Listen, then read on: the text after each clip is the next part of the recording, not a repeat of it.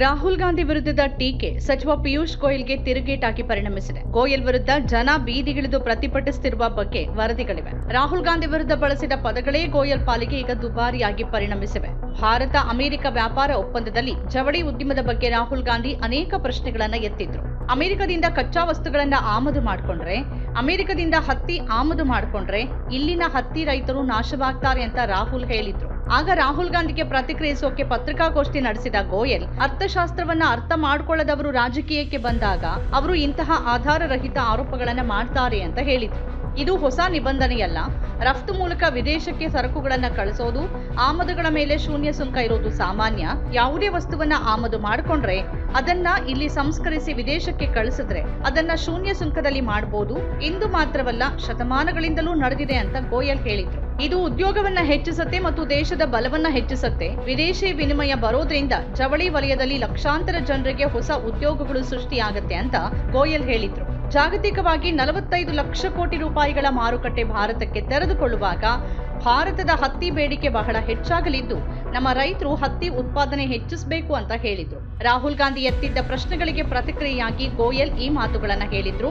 ಆದರೆ ಅವರ ಹೇಳಿಕೆಗೂ ವಾಸ್ತವಕ್ಕೂ ದೊಡ್ಡ ವ್ಯತ್ಯಾಸವಿರುವುದು ಬಯಲಾಗ್ತಾ ಇದೆ. ಹತ್ತಿಯನ್ನ ಅಮೆರಿಕದಿಂದ ಆಮದು ಮಾಡಿಕೊಳ್ಳಲಾಗತ್ತೆ ಅನ್ನೋ ಗೋಯಲ್ ಹೇಳಿಕೆಗೆ ಹತ್ತಿ ಬೆಳೆಗಾರರು ತೀವ್ರ ವಿರೋಧ ವ್ಯಕ್ತಪಡಿಸಿರುವುದು ವರದಿಯಾಗಿದೆ. ಹತ್ತಿ ಬೆಳೆಗಾರರಲ್ಲಿ ಹಲವರು ಪಂಜಾಬ್ನವರು ಮತ್ತು ಕೆಲವರು ಗುಜರಾತ್ನವರು. ಅವರೆಲ್ಲ ಗೋಯಲ್ ಹೇಳ್ತಿರೋದು ಇದು ಮೊದಲ ಬಾರಿಗಲ್ಲ ಅಂತ ಹೇಳ್ತಿದ್ದಾರೆ. ಅನೇಕ ರೈತ ಸಂಘಟನೆಗಳು ಗೋಯಲ್ ವಿರುದ್ಧ ಪ್ರತಿಭಟನೆಯನ್ನು ಆಯೋಜಿಸಿದ ವರದಿಗಳಿವೆ. ಪಂಜಾಬ್ನಲ್ಲಿ ಹತ್ತಿಯನ್ನ ದೊಡ್ಡ ಪ್ರಮಾಣದಲ್ಲಿ ಬೆಳೆಯಲಾಗ್ತಾ ಇತ್ತು. ಆದರೆ ಈಗ ಇಲ್ಲಿನ ಪರಿಸ್ಥಿತಿ ಹದಗೆಡ್ತಾ ಇದೆ.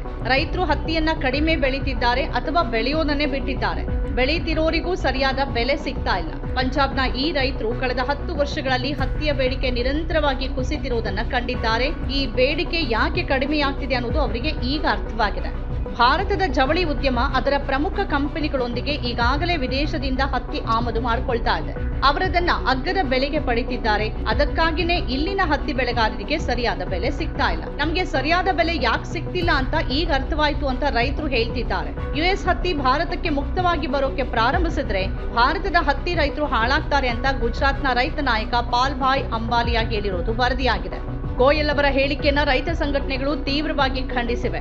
ಯುಎಸ್ ಈಗಾಗಲೇ ಬಾಂಗ್ಲಾದೇಶದ ಮುಂದೆ ಒಂದು ಷರತ್ತನ್ನ ಹಾಕಿರೋದನ್ನ ಗಮನಿಸಿರುವ ಭಾರತದ ಹತ್ತಿ ಬೆಳೆಗಾರರು ಆ ಕಾರಣಕ್ಕಾಗಿಯೇ ಆತಂಕದಲ್ಲಿದ್ದಾರೆ. ನಮ್ಮಿಂದ ಕಚ್ಚಾ ವಸ್ತುಗಳನ್ನ ಖರೀದಿ ಮಾಡಿದ್ರೆ ನಾವು ನಿಮ್ಮ ಉತ್ಪನ್ನವನ್ನ ಸುಲಭವಾಗಿ ಮಾರಾಟ ಮಾಡ್ತೀವಿ ಅಂತ ಅಮೆರಿಕ ಹೇಳುತ್ತೆ. ಹಾಗಾಗಿ ಭಾರತದಿಂದ ಬಾಂಗ್ಲಾದೇಶಕ್ಕೆ ಹತ್ತಿ ರಫ್ತಿನ ಮೇಲೆ ಹೊಡೆತ ಬೀಳುತ್ತೆ. ಮತ್ತು ಈಗ ಪಿಯೂಷ್ ಗೋಯಲ್ ಯುಎಸ್ ಹತ್ತಿಯನ್ನ ಖರೀದಿ ಮಾಡಬಹುದು ಅಂತ ದೊಡ್ಡ ಕೈಗಾರಿಕೋದ್ಯಮಿಗಳಿಗೆ ಹೇಳ್ತಿದ್ದಾರೆ. ಕಳೆದ 10 ವರ್ಷಗಳಲ್ಲಿ ಬಹಳಷ್ಟು ವ್ಯತ್ಯಾಸವಾಗಿದೆ ಅಂತ ಹತ್ತಿ ಬೆಳೆಗಾರರು ಹೇಳ್ತಿದ್ದಾರೆ. ಕಳೆದ 10 ವರ್ಷಗಳಲ್ಲಿ ನಮಗೆ ಸರಿಯಾದ ಬೆಲೆ ಸಿಗ್ತಿಲ್ಲ ಅನ್ನೋದು ಅವರ ಆಕ್ಷೇಪ. ರಾಹುಲ್ ಗಾಂಧಿಗೆ ಉತ್ತರಿಸುವ ಭರದಲ್ಲಿ ಪಿಯೂಷ್ ಗೋಯಲ್ ತಪ್ಪಿನ ಮೇಲೆ ತಪ್ಪು ಮಾಡ್ತಿದ್ದಾರಾ ಅನ್ನೋ ಪ್ರಶ್ನೆ ಎದ್ದಿದೆ. ಮತ್ತು ಆ ತಪ್ಪುಗಳು ಭವಿಷ್ಯದಲ್ಲಿ ಅವರಿಗೇ ದುಬಾರಿಯಾದ್ರೆ ಅಚ್ಚರಿ ಇಲ್ಲ.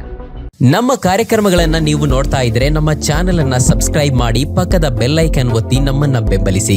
ಹಾಗೆ ನಮ್ಮ ಕಾರ್ಯಕ್ರಮಗಳನ್ನ ಲೈಕ್ ಮಾಡಿ, ಕಮೆಂಟ್ ಮಾಡಿ, ಅದನ್ನ ಬೇರೆಯವರಿಗೂ ವಾಟ್ಸ್ಆಪ್ ಮೂಲಕ ಶೇರ್ ಮಾಡಿ. ನೀವು ಹೀಗೆ ಮಾಡಿದಾಗ ನಮ್ಮ ಚಾನೆಲ್ ಇನ್ನಷ್ಟು ಮತ್ತಷ್ಟು ಜನರಿಗೆ ತಲುಪಲು ನೀವು ನಮ್ಮೊಂದಿಗೆ ಸಹಕರಿಸಿದ ಹಾಗಾಗುತ್ತೆ. ಇದು ನೀವು ಯಾವುದೇ ಖರ್ಚಿಲ್ಲದೆ ಕೆಲವೇ ಸೆಕೆಂಡುಗಳಲ್ಲಿ ನೀಡಬಹುದಾದ ಸಹಕಾರ. ಧನ್ಯವಾದಗಳು.